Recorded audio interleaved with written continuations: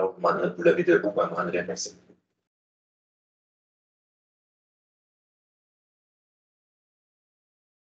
Merci, vous vous asseoir. Ah, je me suis âgée. Pas trop long. Tu n'es pas obligé, tu peux rester assis. Alors, bienvenue à la séance du Conseil du 15 janvier. Alors, j'en profite de l'occasion pour souhaiter une bonne année à tous et la santé surtout. Alors, point numéro 1, ouverture de la séance. Point numéro 2, adoption de l'ordre du jour. Point numéro 3, présentation et assemblée publique. 3.1, assemblée publique, consultation des relations mineures 2023-061 et 2023-062. 3.2, rapport du maire et des membres du Conseil des activités municipales du mois de décembre 2023. Point numéro 4, première période des questions. Point numéro 5, administration. 5.1, autorisation du paiement de compte du mois de décembre 2023. 5.2, demande de virement budgétaire, service des travaux publics.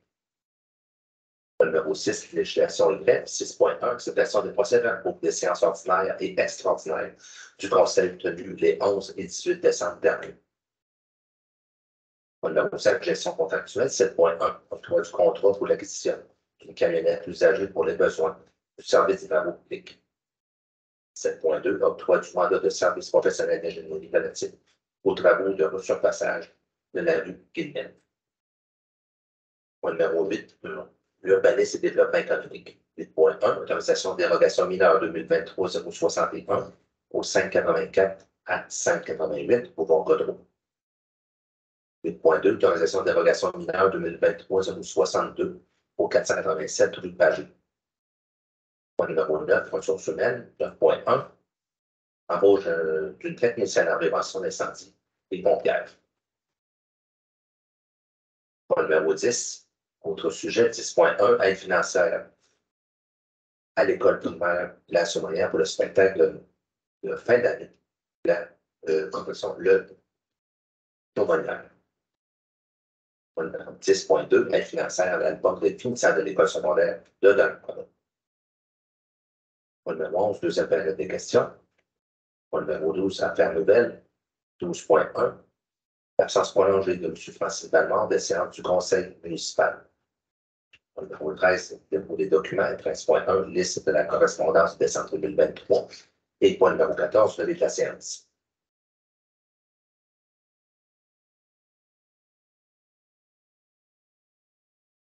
Alors, point numéro 1, ouverture de la séance. Nous en proposons. Je propose.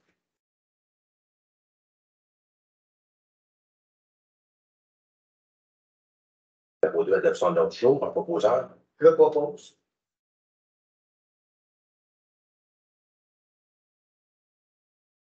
Alors, point numéro 3, présentation à la santé publique. 3.1, la santé publique de consultation des relations mineures 2023-061 et 2023-062.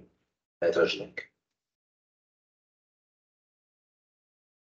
Donc, séance Assemblée publique des consultations concernant deux demandes de dérogation mineure. Donc, la première, 2023-061, 584 à 588, boulevard Godreau.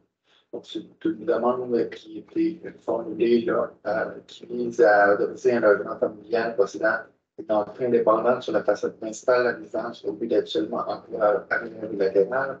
Un deuxième système d'alimentation électrique indépendant habilité un seul pour les logements projetés. Une superficie planchée qui représente 58% de celle du logement principal au lieu du maximum de 50% exigé. Donc, le CCU a recommandé au Conseil d'approuver en partie finalement la demande de dérogation. Donc, le CCU a recommandé au Conseil d'autoriser l'aménagement du logement familial possédant une superficie planchée qui représente 58% de celle du logement principal ou du maximum de 50% exigé, et de refuser l'entrée indépendante sur la façade principale de la résidence sur les bâtiments temporaires nationaux en modifiant le retrait du numéro cité représentant le numéro 584, ainsi que le rejet également d'un deuxième système d'alimentation électrique indépendant au lieu d'un seul pour les deux logements projetés, afin que le bâtiment tende vers la conformité. Donc, est-ce qu'il y a des gens qui souhaitent intervenir concernant la demande de dérogation mineure au 584 à 588 boulevard Godreau?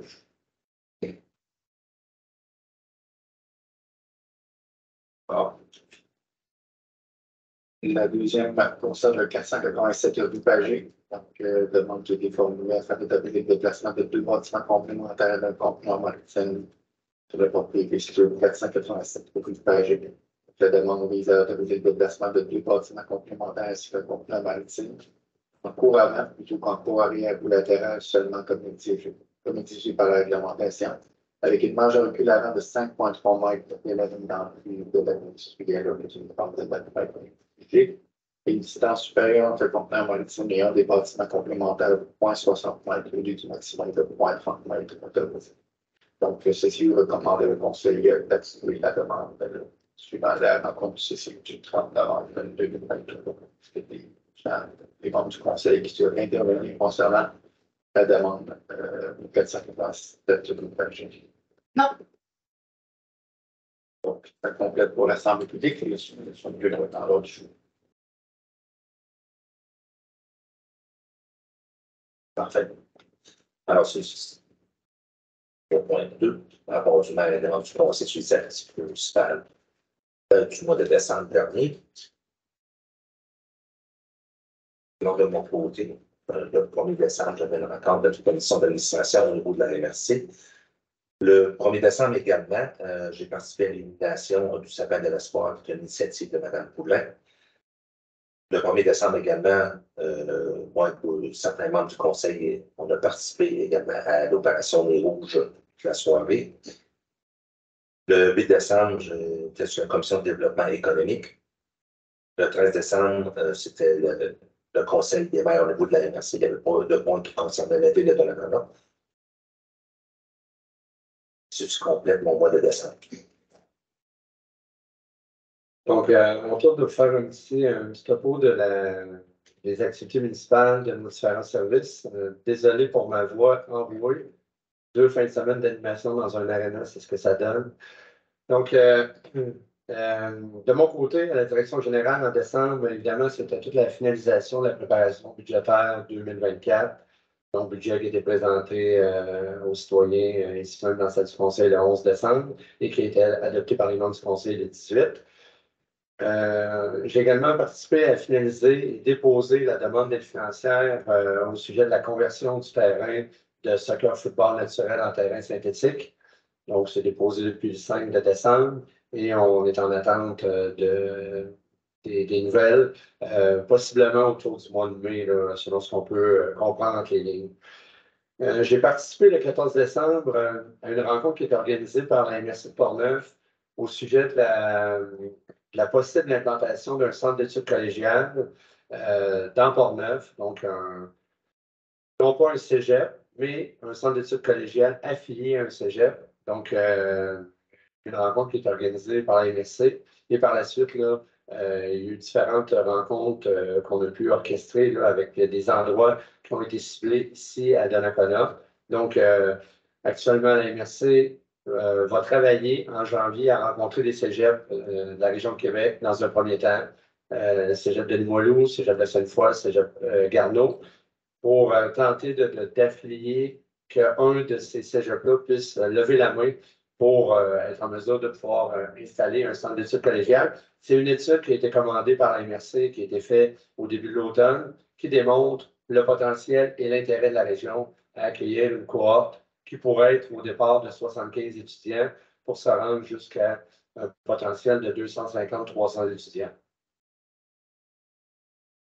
Oui, mais dans un premier temps, le ministère de l'Éducation, il faut obligatoirement être dans la même région administrative. Donc, c'est les cégeps de Québec. Si les cégeps de la région administrative de Québec refusent, exemple, là, ça peut être ouvert à d'autres cégeps à l'extérieur de la région administrative.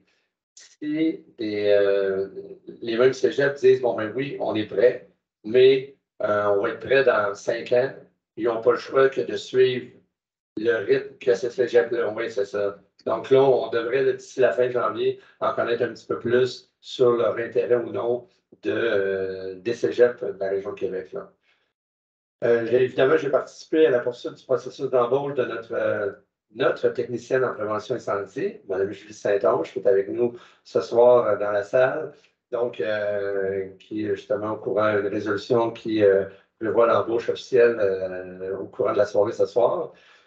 J'ai participé également à une importante rencontre le 4 décembre en lien avec la revalorisation du site de l'ancienne usine de bord du papier. Donc, des gens de la compagnie IBM et d'Englobe qui ont pu nous confirmer justement les bonnes nouvelles de l'avancement du dossier avec le ministère de l'Environnement. Donc, ça chemine vraiment très bien de ce côté-là. Au niveau du service du greffe, Maître Julien qui a travaillé là, à la préparation des conseils tenus les 11 et 18 décembre dernier, avec les séquences extraordinaires, évidemment. Donc, toute la préparation des règlements imposant les taxes, règlement déléguant les pouvoirs d'autoriser les dépenses, le règlement décrétant la tarification pour les différents services. Donc, c'est Maître Julien qui a pu travailler à ces règlements-là, tout comme le règlement autorisant le surveillant devant la suppleuse à neige à circuler à bord d'un véhicule routier sous certaines conditions de nuit. Donc, un règlement qui a été adopté par les membres du Conseil justement le 18 décembre. Maître Chien qui a travaillé le traitement d'une demande d'accès à l'information, poursuite des travaux également à mettre en place afin de respecter toute la nouvelle loi sur la protection des renseignements personnels et également sur l'analyse de la gestion électronique des documents, l'optimisation des processus administratifs dans lesquels le Conseil s'est engagé là, dans le budget là, à pouvoir qu'on puisse aller de l'avant de ce côté-là. Des choses qui vont se travailler dans les premiers mois, mais particulièrement l'implantation va se faire après la période des vacances. Suivi de quelques dossiers d'ordre juridique également, de maître ingénieur, des dossiers de gestion contractuelle et également sur quelques dossiers d'embauche. Au niveau du service des loisirs, mais je vous dirais qu'il y avait beaucoup de programmation des activités au cours du mois de décembre. On a quand même, notre service des loisirs a quand même donné des alternatives aux parents pendant les journées de grève au niveau scolaire pour offrir certaines activités lors des journées de grève, ne serait-ce que des bains libres supplémentaires au centre aquatique.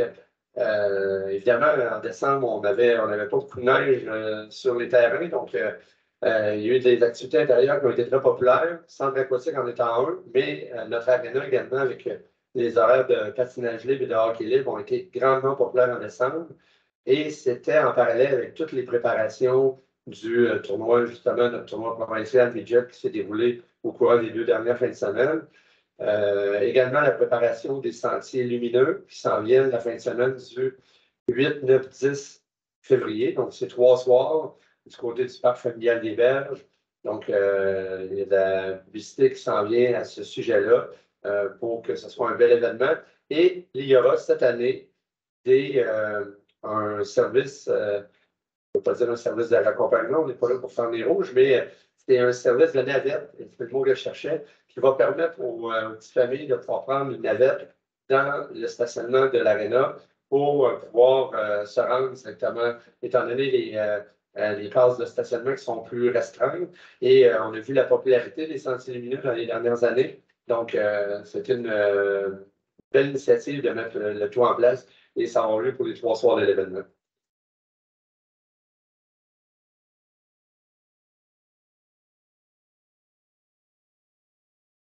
Oh oui, absolument. Comme il est même illuminé, comme l'année passée, là, il est gratté, il est illuminé. Oui, c'est ça, l'année passée. L'année passée, ça a tombé dans la fin de semaine de sport extrême. Donc, je dirais que bon, il y a également le marché des couleurs qui s'en vient du côté du gymnase de l'Arena. Donc, les mêmes organisatrices qui ont fait le marché des couleurs à l'automne au Parc familial des Berges reviennent avec une formule d'hiver.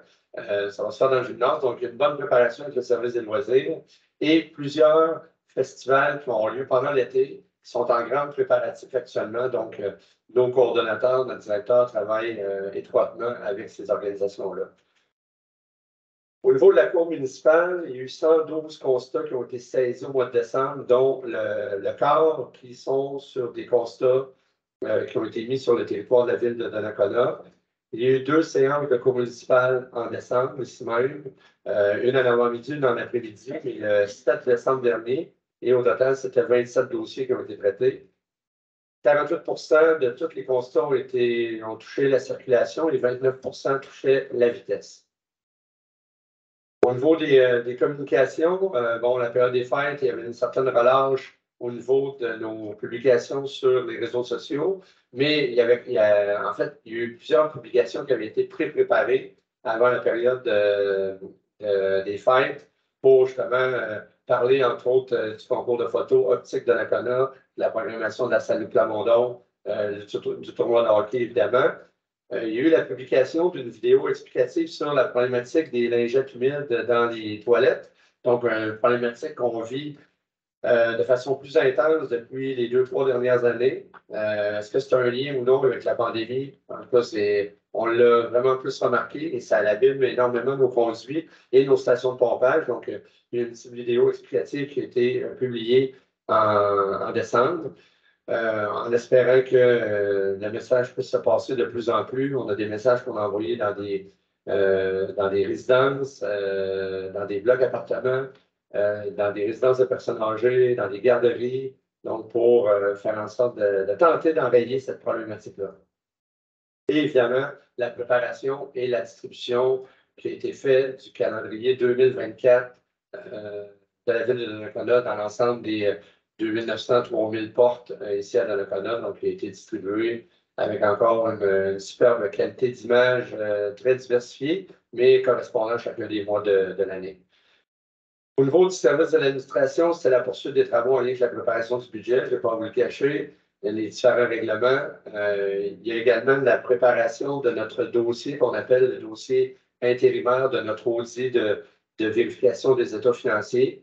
Notre année financière se termine le 31 décembre, mais avant que les auditeurs n'arrivent de façon intensive en mars, il y a toujours un travail intérimaire qui se fait la semaine avant qu'on quitte pour Noël. Donc, les auditeurs sont venus passer 2 jours, donc ils ont déjà débuté le travail, ça s'est très bien passé.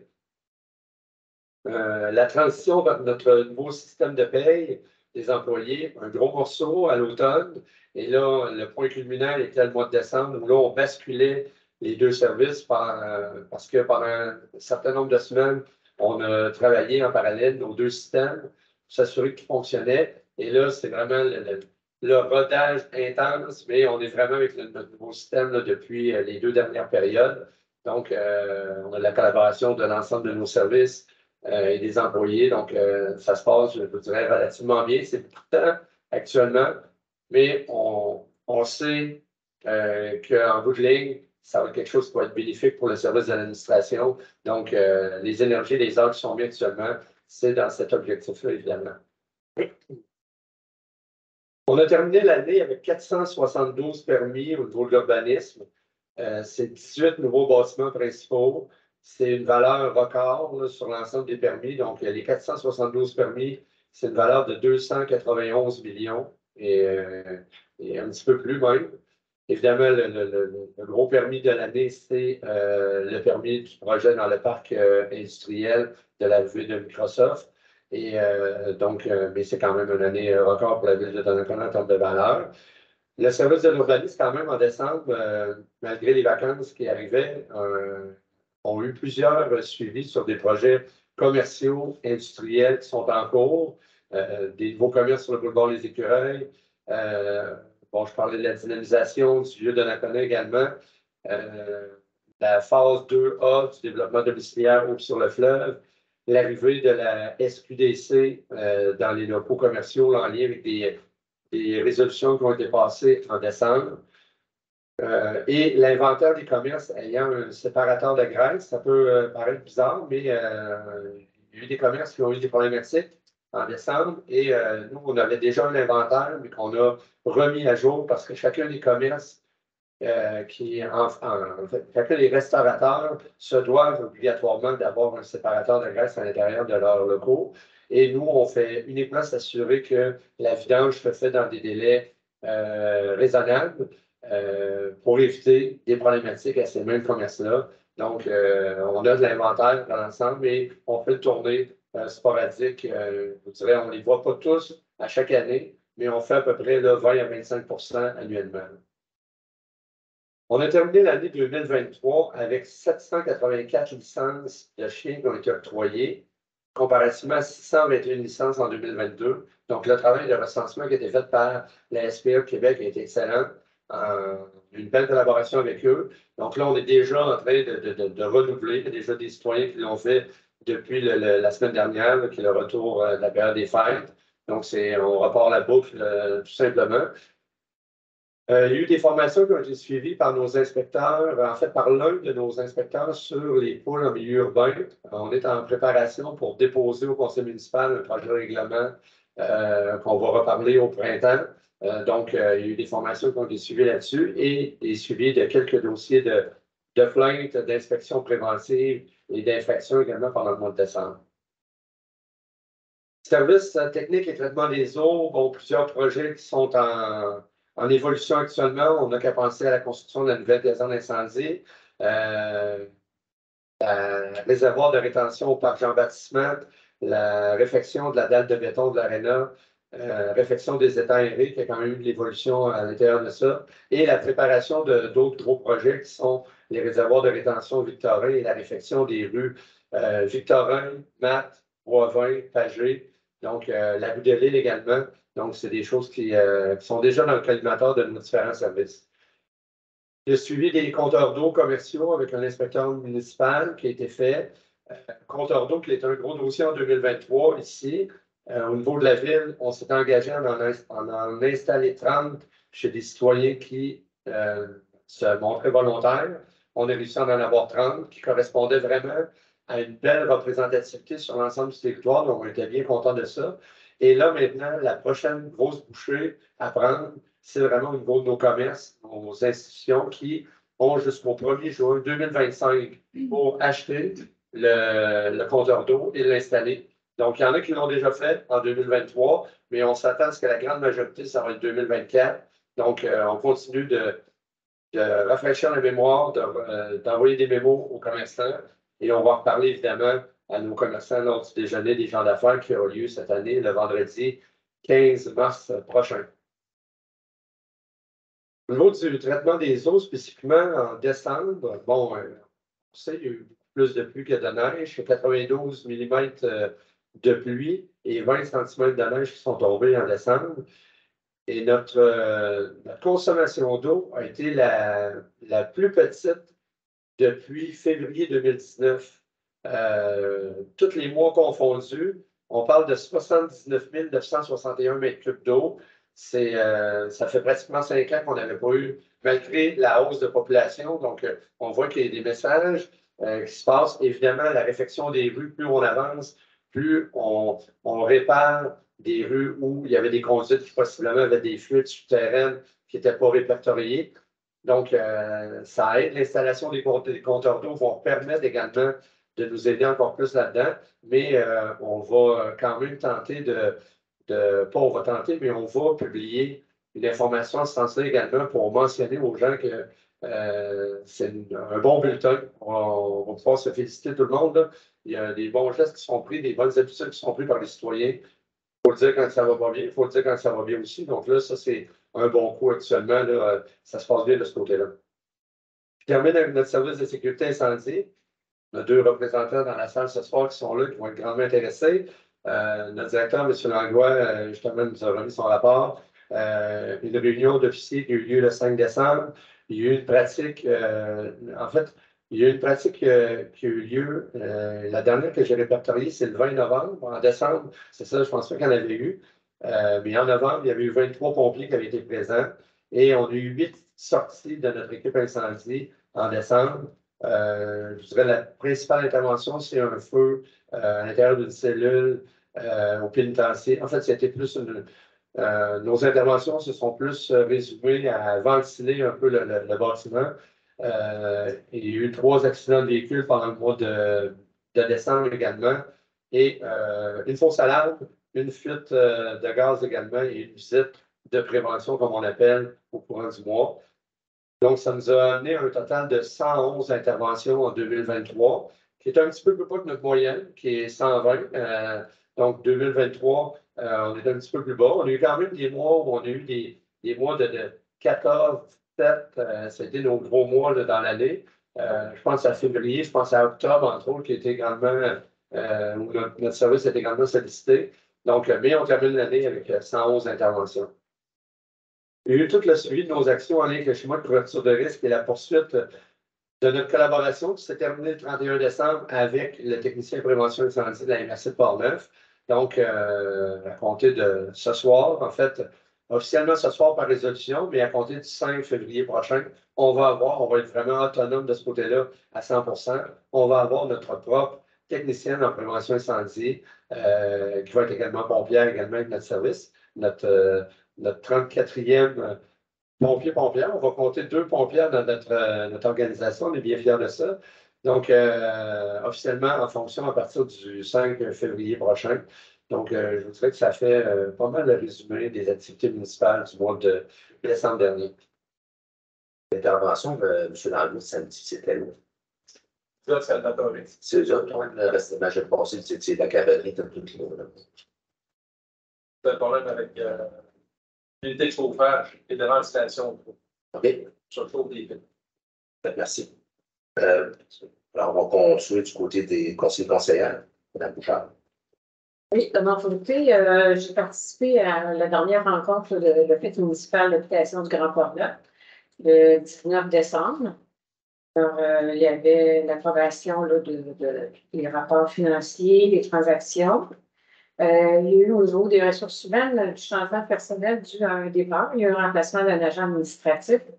Retour aussi de façon partielle d'une employée là, qui était en congé. Madame Junot, qui est la directrice depuis au moins 25-26 ans, nous a annoncé qu'elle prendrait sa retraite au mois d'août 2024. Alors déjà, il y a eu des pourparlers avec la SHQ pour permettre une transition de formation d'au moins 3 mois là, avec elle, parce que c'est quand même c'est un gros poste. Oui, là. Alors, l'offre d'emploi devrait être publiée bientôt. Si jamais vous connaissez des gens intéressés à relever ce défi-là, ben, n'hésitez pas. C'est tout un défi. Il y a aussi la présentation des ce qu'on appelle les RAM, là, c'est modifications, améliorations pour 2023. Les travaux qui ont été effectués ont été là, en fonction du budget qui était adopté. Il n'y a pas eu de dépassement, là, ça a été bien suivi. Il y a eu aussi la présentation des RAM pour 2024, aussi sur 5 ans, mais ça, ben, c'est un peu comme nos niveaux. Là, des fois, ben, ouais, on en prend, on en laisse, ça dépend. Mais... il y a aussi, ben, au niveau là, de la gestion des immeubles, ben, il y a toujours des plaintes de locataires, la médiation à faire. Ça se fait à l'interne avec l'équipe de Mme Junot. Il y a aussi, pour rappeler, le service d'aide à la recherche du logement. On est déjà en janvier, il y a peut-être des gens qui vont changer de logement malgré là, la pénurie. Alors, le service d'aide, c'est directement l'office municipal. Ceux qui sont en recherche de logement, ou même les propriétaires qui ont une offre de logement, peuvent communiquer avec l'office municipal d'habitation. Je répète que c'est pour les loyers qui sont subventionnés par l'office, si vous êtes admissible, mais c'est aussi pour tous les autres loyers, logements qui ne sont pas subventionnés. Alors, je vous invite à communiquer avec l'office 284-0016, demander l'aide à la recherche de logement et on va vous diriger là, en fonction de ça. À date, les demandes sont quand même assez fortes. On pensait par contre avoir plus de propriétaires qui pourraient donner le logement disponible. Ben, j'imagine que c'est l'inventaire qui fait qu'ils ne font pas. Là. Juste en parler, c'est comblé. Mais de toute façon, c'est un service qui est là. Puis je vous invite à appeler directement à l'office. C'est tout. Merci, Mme Barry. Merci, M. le maire. Pour ma part, le 6 de décembre, j'ai assisté à un comité de travail à l'NRC en remplaçant M. Lévy. Le 8 de décembre, j'ai eu une réunion du tribunal de la colonne Jarnac.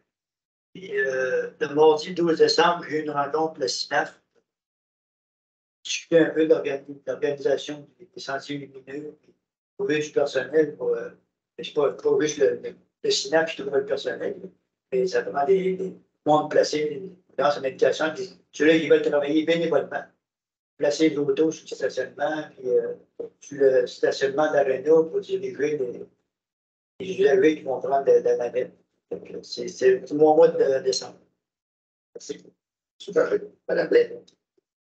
Ce qu'il y a à retenir, c'est que cette semaine, le comité de charge politique de la commerce n'importe pour ensuite planifier une rencontre, notre réunion avec les juges.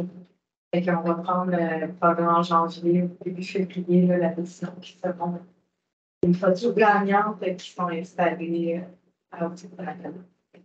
Moi, elles sont là pour combien de temps, les photos, une fois là, que c'est choisi? Elles vont être là pendant une année. OK. Puis à chaque année, on va faire une rotation. Là, on va avoir 18 photos. Donc à chaque année, on va probablement en changer. Je pense que c'est Donc, pour un renouvellement de concours de photos. chaque année, il va y avoir un break. Et en fait, on continue. Les gens peuvent se mettre en continu. Mais là, accepter des photos. On a mis la date limite jusqu'au 31 décembre 2023. Puis à partir de. Puis on va fouiller dans ce bassin. Il y en a eu combien de total? La dernière fois que j'ai vérifié, ben, écoute, c'est en novembre, là, on avait 75-80. C'est ça. Penché pour une première fois. On est vraiment un peu. Là. Il y a M. Bédard de Technoville, lui qui est derrière un peu là, au fil des optiques, qui a fait aussi beaucoup de publicité. Mais là, une fois que ça sera installé et que les gens vont avoir la fierté d'aller montrer leurs photos, ben, probablement que ça va susciter un intérêt pour participer au concours. Merci, Mme Blake. Alors, ceci complète les points numéro 3. Point numéro 4, première période des questions. Est-ce que vous avez reçu des questions en ligne? Donc, les gens avaient jusqu'à 15 heures cet après-midi, comme à l'habitude, pour soumettre des questions avec notre adresse dédiée. On n'a reçu aucune question des citoyens par courriel. Personne dans la salle. Alors, ceci complète la période des questions. Point numéro 5, administration. 5.1, autorisation des paiements du compte du mois de décembre 2023. Vous avez toute connaissance de la liste. Alors, j'ai besoin d'un proposant. Je le crois pas. Je suis décembre également.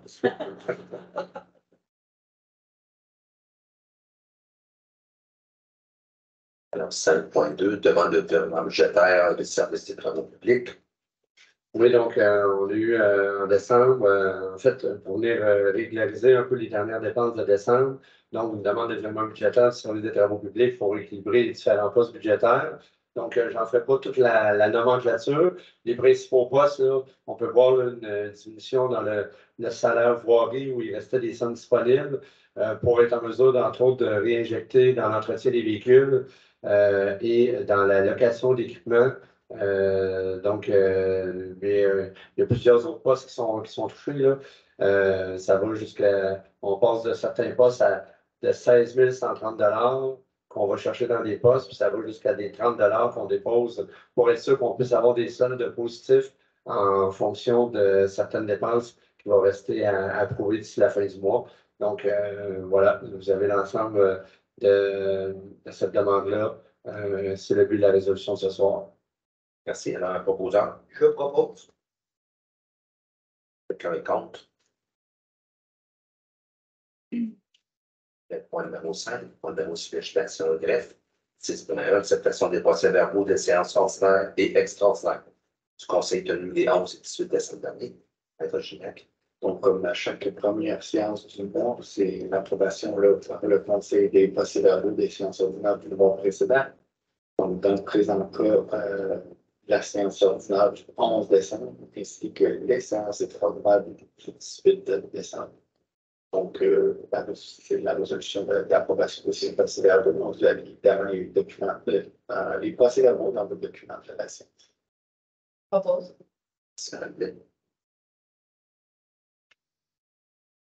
Le numéro 6.47 et 2.1 points spécifiques par le directeur général. Alors, 7.1, octroi du contrat de l'acquisition d'une camionnette usagée pour les besoins du service des travaux publics.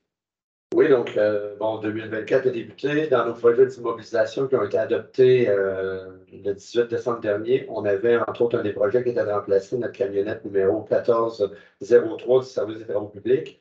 Donc, on a reçu une offre du fournisseur Auto des Îles qui est à Lévis, pour un véhicule usagé de la marque Ram 1500 de l'année 2022, qui est disponible immédiatement.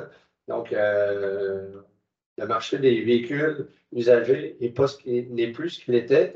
Donc là, on est en mesure de pouvoir mettre la main sur quelque chose rapidement qui comblait nos besoins. Donc, et dans les prix qu'on s'attendait.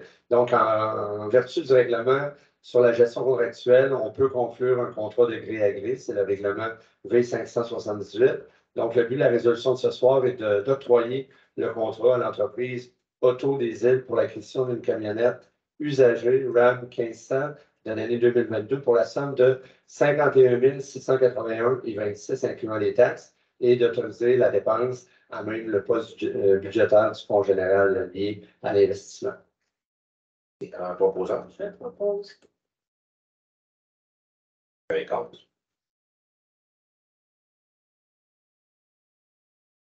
Alors, 7.2, donc, droit du contrat de service professionnel d'ingénierie relative aux travaux d'un surpassage de la rue Guillemette. Oui, donc c'est un projet qui est prévu dans notre plan triennal d'immobilisation, c'est prévu pour 2025, mais il y a des démarches qu'on doit quand même tout de suite démarrer en 2024. Donc, c'est pour procéder au resurfaçage de la rue Guillemette. Il est nécessaire d'octroyer un mandat de service professionnel dans l'ingénierie pour réaliser les plans de vie et la gestion de l'appel d'offres également, ainsi que la surveillance de bureaux et de chantier. Donc, on a reçu on a eu des offres qui ont été reçues sur l'invitation de 3 fournisseurs. À nouveau, en raison de notre règlement sur la gestion contractuelle, le règlement V578, la Ville peut conclure un contrat de gré à gré.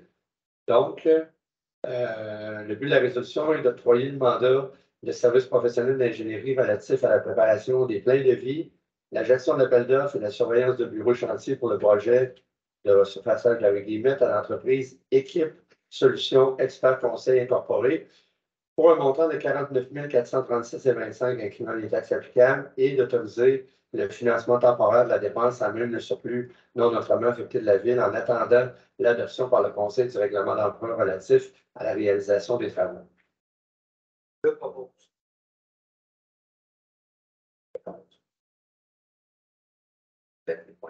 7. Totaliste des développements économiques. Alors, je procède pas à travers la nomenclature des 2 prochains points, mais Gignac l'a très bien expliqué auparavant. Alors, on va directement au 8.1, autorisation de dérogation mineure, numéro 2023-061, pour le 584-588 Boulevard Godreau. Alors, la résolution est d'autoriser partiellement la demande de dérogation mineure 2023-061 en autorisant l'aménagement du logement familial possédant une superficie de plancher qui représente 58% de celle du logement principal au lieu du maximum de 50% exigé, tout en refusant tous les autres éléments de la demande, comme le recommande le CCU, et en exigeant le retrait du numéro civique 584. Alors, j'obtiens un propos long.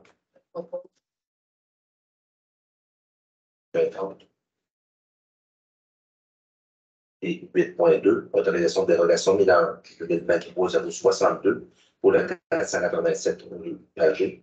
La résolution est d'autoriser la demande de dérogation mineure 2023-062. Alors, nous allons proposer. Je propose. Quelqu'un est contre. Ce qu'on fait le point numéro 8, point numéro 9, 9.1, embauche de techniciens en prévention incendie et pompière. Comme je le disais tout à l'heure, étant donné considérant que la Ville souhaitait procéder à l'embauche d'une technicienne en prévention incendie et pompière pour les besoins du service de sécurité incendie, il y a eu la recommandation du comité de sélection qui a été formé dans le cadre du processus d'embauche qui suivait la publication d'une offre d'emploi et la tenue des entrevues. Donc, le but de la résolution de ce soir est de procéder officiellement à l'embauche de Mme Julie Saint-Onge au poste de technicienne en prévention incendie et pompière à titre d'employée permanente à temps plein en probation. Les conditions de travail sont celles qui sont déterminées par la Ville pour ce poste et dans le contrat de travail à conclure entre la Ville et Mme Saint-Onge. Donc, la rémunération est fixée à 90% de l'échelle salariale fixée pour le poste, soit celui de la classe numéro 11, et l'entrée en fonction, comme je l'ai dit tout à l'heure, est prévue pour le 5 février 2024. Donc, je suis très fier de faire la présentation de cette résolution-là pour avoir participé au processus d'embauche. Mme Saint-Onge, pour les gens qui nous regardent, est dans la salle avec nous. Donc, on est très fiers de vous compter parmi nous officiellement à partir de dans quelques minutes et en espérant pour plusieurs années. Donc, nous allons être bien servis avec le schéma de couverture de risque avec les tâches qui sont reliées à ce poste-là, comme je le disais tout à l'heure, pour qu'on soit maintenant autonome à 100%. Donc, notre service de sécurité incendie va avoir sa deuxième personne à temps plein, après avoir pris la décision d'avoir notre directeur à temps plein en novembre 2022. Maintenant, on est en janvier 2024 et on a maintenant une deuxième personne à temps plein au sein de notre service. Donc, c'est le but de la résolution ce soir. Merci. Aujourd'hui, notre proposeur. Je propose. Bienvenue. Est-ce que quelqu'un est contre? Bienvenue à notre équipe, Mme Saint-Onge. Merci. Félicitations. Félicitations. Alors, point numéro 10, autre sujet, 10.1, aide financière à l'école primaire La Saunière pour le spectacle de la fin d'année Chaumonnière. Alors, considérant la correspondance reçue du comité organisateur du spectacle de fin d'année La Chaumonnière de l'école primaire La Saunière pour laquelle ce dernier sollicite une aide financière pour financer ce projet. Le conseil municipal juge approprié de verser cette aide financière. Alors, la résolution de verser une aide financière de 500 $ au centre de services scolaires de Pont-Neuf pour le financement du spectacle de fin d'année La Chaumonnière de l'école primaire La Saunière et d'autoriser la dépense de 500 $ en même le poste budgétaire. Alors, je vous donne la proposition. Je propose.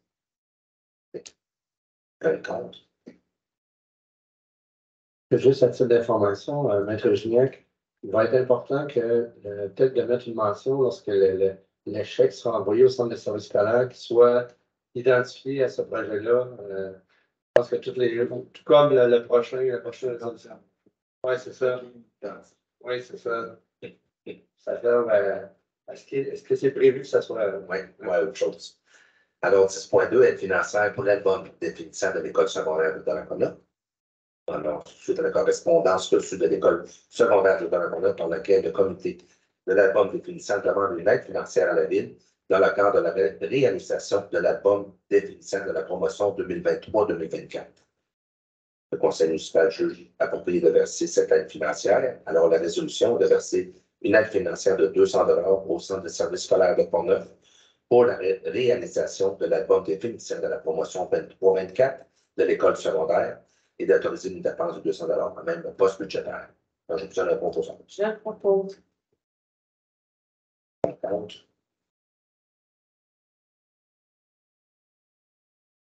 Numéro 11, toute cette période des questions des personnes dans la salle. Numéro 12, affaires nouvelles.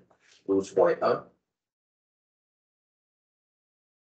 Absence prolongée de M. Francis Belmont de séance du conseil municipal.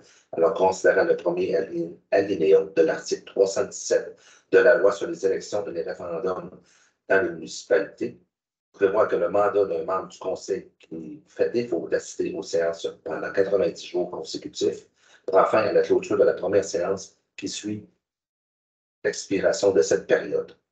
Considérant que la troisième alinéa de ce même article prévoit que le conseil peut décréter que n'entraîne pas la fin du mandat du membre son défaut d'assister dû à un motif sérieux et hors de son contrôle et ne causant aucun préjudice aux citoyens de la municipalité.